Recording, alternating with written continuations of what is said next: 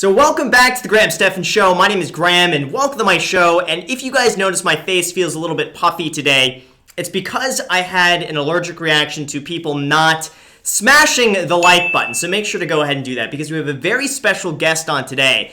Alex Sanchez, you may have seen him from living on $230K a year in Chicago, Illinois. Ready? Okay, hold on. Ready for it. Wait. Millennial, you want to finish it? Money.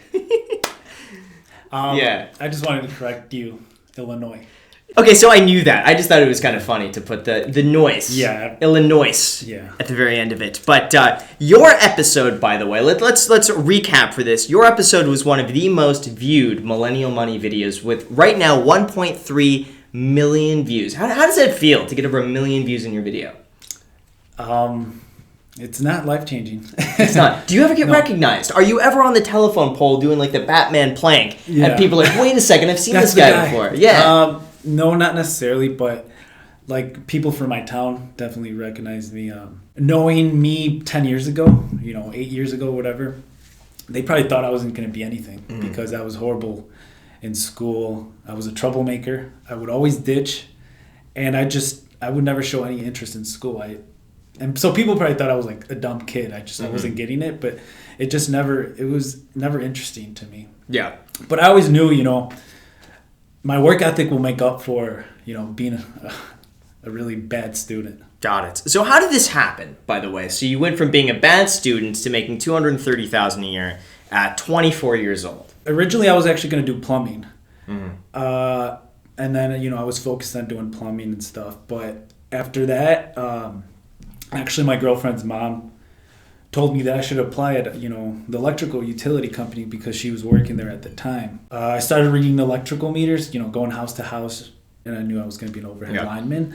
And I was hearing rumors in the company saying that, they make good money. You could pretty much make as much as you want, depending on how much overtime you want to put in. Sure. But yeah, so you didn't want to go to college. You didn't want to be like, on a desk typing away numbers. Didn't want to do that? No. Okay. College, sitting down in college was just, it did not mix with me.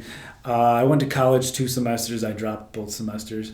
I went the first semester, I thought I was motivated, dropped. The second semester, I went back, and I dropped again. I couldn't do it. I couldn't focus on doing the homework, and I just thought there was no reason for it because I knew that I always had in my mind. I always knew that I didn't need school to be successful. I'm like, I'll just let my work ethic. That's very true, and that's actually one of the things I really did not like about your episode was that you gave me nothing to complain about. There was not one single thing in your episode that I said you were doing wrong. I think there was one thing. Was there? Yeah. All right, we're gonna put an ad break right here. Now is the time. What is it? The first 2 properties that I bought, I bought them with cash. That's right. Okay, so you bought it with cash, but really quick before then, I just want to say, just a quick side note here, that you are, I think, a perfect example of someone who, it shows you that you don't need to go to college to make a lot of money and be successful in a career.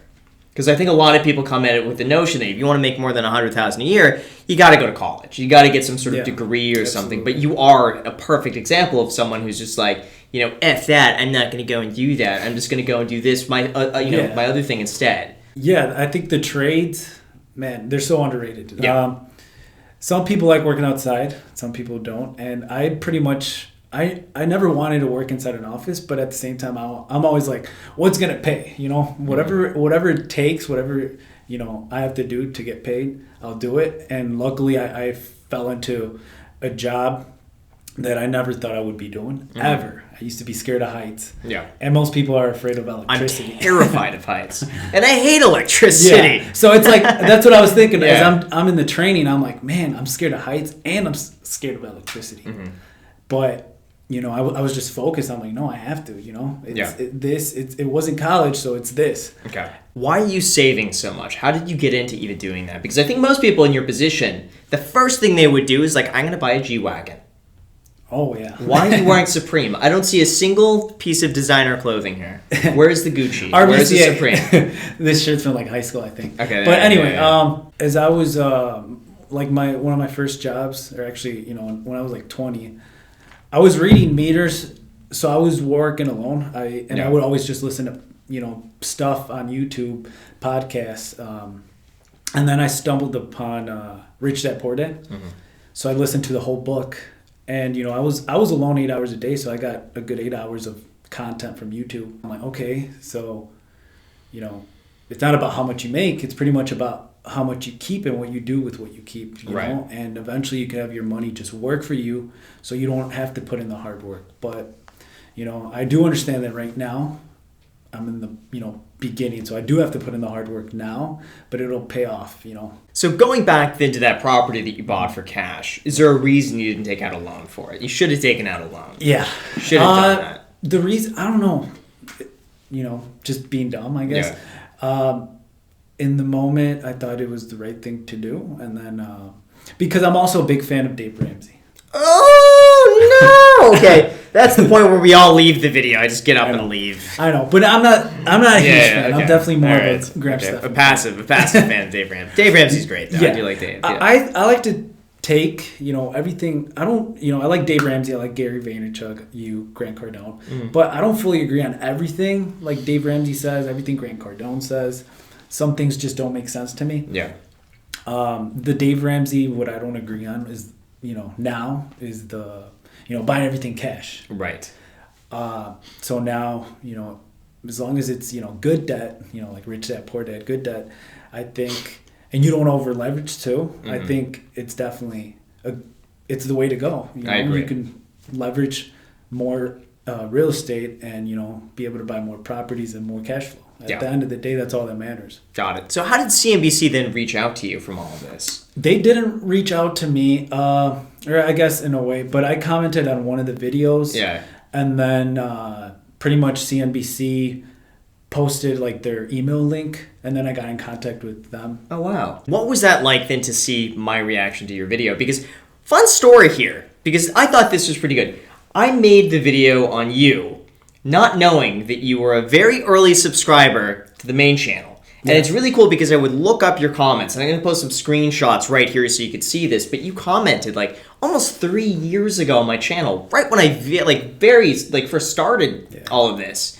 So it's so cool to see you posting all the way back then before any of this, and now seeing what has come from that. That's what happens, you guys, when you watch my videos and you always hit the like button, subscribe button, and sign up for Webull and get 2 free stocks. One of the stocks is worth up to $1,000, link in the description. Have you done that yet? I have not done it. Okay, you're going to do that. But I will. Yeah, absolutely. But that is a perfect example of just someone who put their mind to it and then went and made it happen, I think. So let's talk really quick then about your lawn care business. What's going on right now with that? Because I think some of my critique with you, if I'm going to confront you, because this is a confronting series, is that I think the lawn care business might not be worth your time, given how much money you're making elsewhere. What is your experience on that?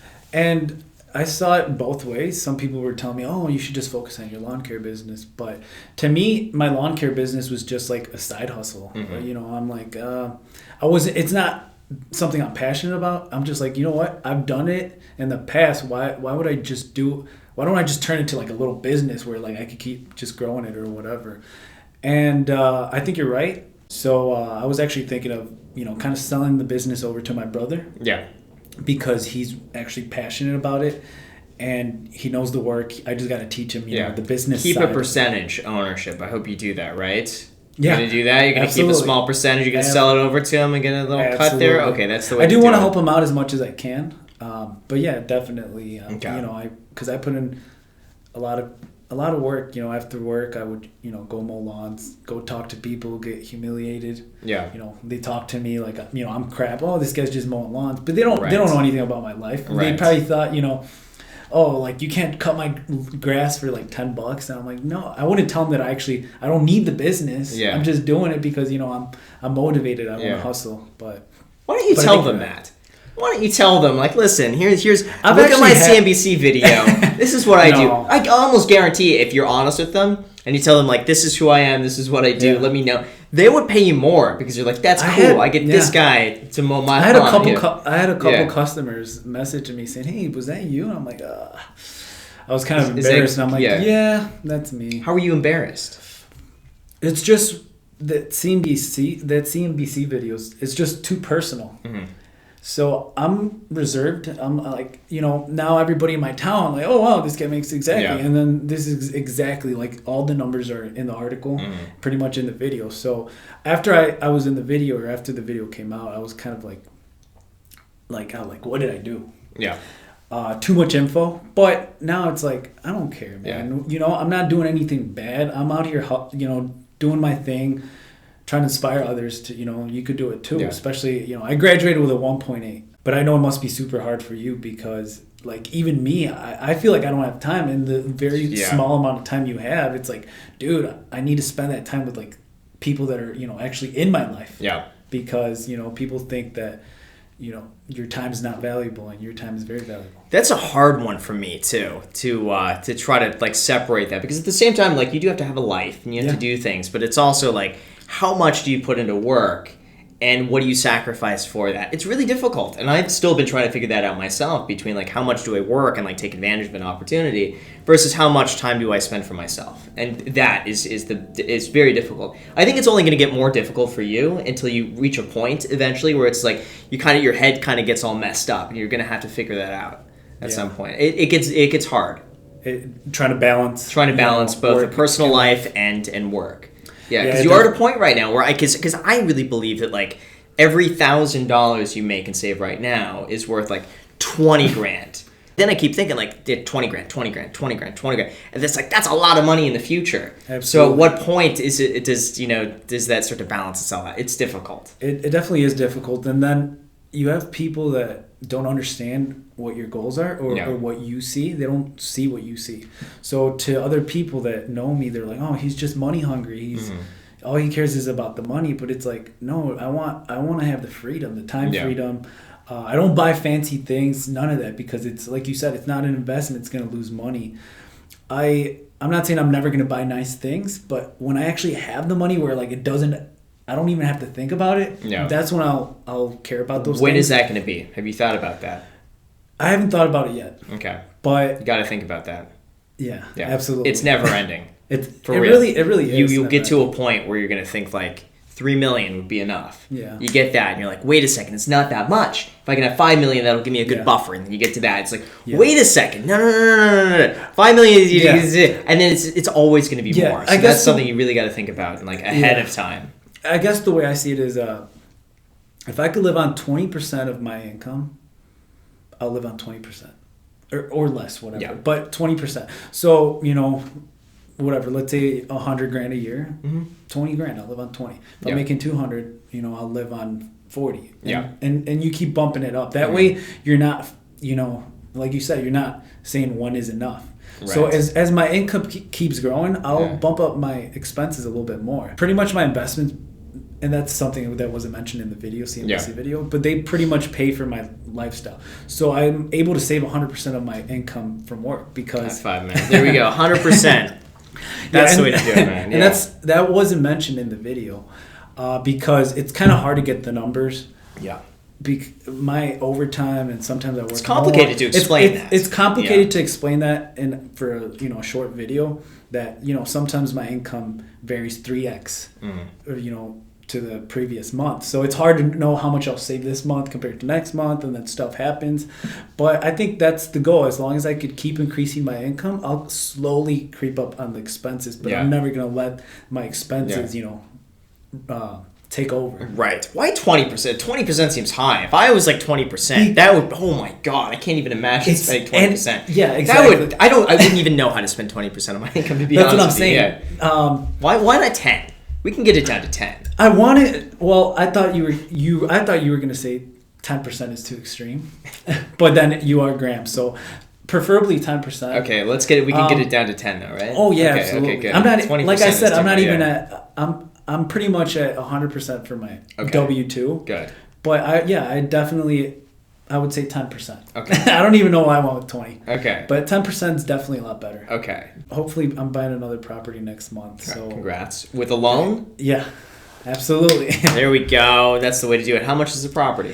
So this one's and you're gonna laugh because nothing around here is that much. Mm-hmm. It's a 2-bedroom condo. It's 90 grand.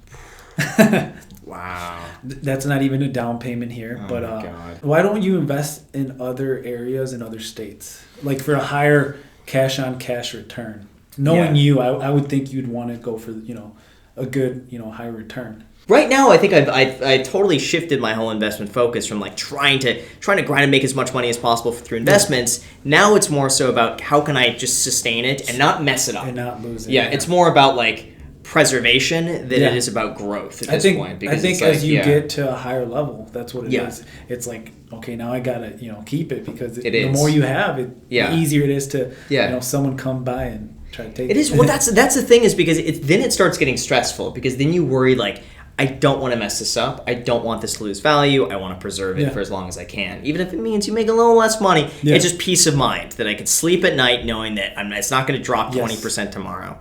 And same thing with the cash flow. I mean, yes, I could take all the money and go and make, I'm sure, 10%, like 8 to 10% somewhere else. Yeah. Is it worth it to me right now? Probably not. As long as YouTube is going to be just like crazy with ad revenue, I figured like I may as well just do that and take safer options elsewhere to kind of balance that out. Yeah. So that's absolutely. why. But since I don't have, you should start a channel. YouTube. Well, obviously, I don't know if you saw the videos, but I started one and I kind of gave up on it because I'm like, wow, this is hard work. Yeah. And it's hard work because you're not getting anything out of it in the beginning, right? Yeah. I'm sure you weren't making money off of YouTube until maybe a year. I don't know how long. It was a year. Yeah. So the first year, I was making 3 videos every single week. For an entire year, I made $26,000. The entire year of doing that. And I was working like 30 to 40 hours every single week, making 3 videos a week without missing anything. But I did it for fun. Like I really enjoyed it. So it was never about the money. And I never thought I would even make money off of it. So that to me, $26,000 was like, wow, $26,000 for something I would have done for free.